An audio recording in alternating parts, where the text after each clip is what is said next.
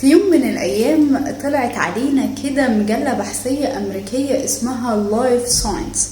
المجلة دي اخترعت لنا كده خرافة جديدة عن الحضارة المصرية القديمة، وهي إن المصري القديم كان بيتجوز أخته. يا حلاوة! لا، والجبارين بقى دليلهم على الكلام ده ايه؟ دليلهم برديات الحب والشعر. والحقيقة ان الكلام ده ملوش اي اساس من الصحة، وان المصري القديم لما كان في برديات الحب والشعر بيوصف زوجته بكلمة سنتي اللي هي في اللغة المصرية القديمة اختي، كان بيوصف لها قد ايه هو بيحبها، وقد ايه هو مرتبط بيها، وقد ايه هي قدرت تكون ليه اهل، وان هي تحتويه. لان كان المصري القديم اصلا بطبعه بيقدر الاسرة والتجمع الاسري، فازاي المرأة دي اللي هي زوجته ونصه التاني وشريكته قدرت توصل لمكانة اهله؟ فكان بيوصفها في البرديات بكلمة سنتي.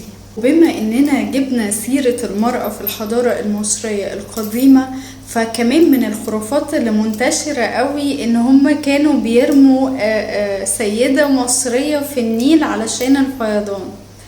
مفيش الكلام ده، مفيش absolutely الكلام ده في فيلم عروسة النيل بس، استاذ رشدي أباظة والاستاذة لبنى عبد العزيز. والدليل على الكلام ده ان مفيش ولا بردية اتكتب فيها ان كان بيتم القاء السيدات المصريات في النيل، ومفيش ولا جدارية اتكتب عليها الكلام ده.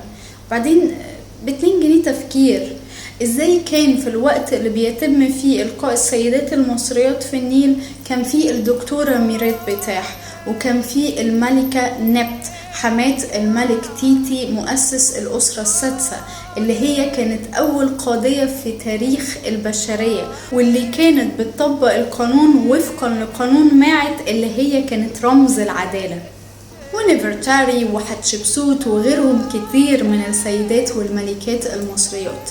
والحقيقة ان السيدة المصرية في الحضارة المصرية القديمة كانت قوية وملهمة وعمود المجتمع، وكان ليها صوت مسموع، وكان المصري القديم بيجعلها شريكة حياته في كل شيء.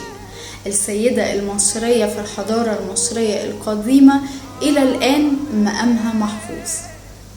سلام.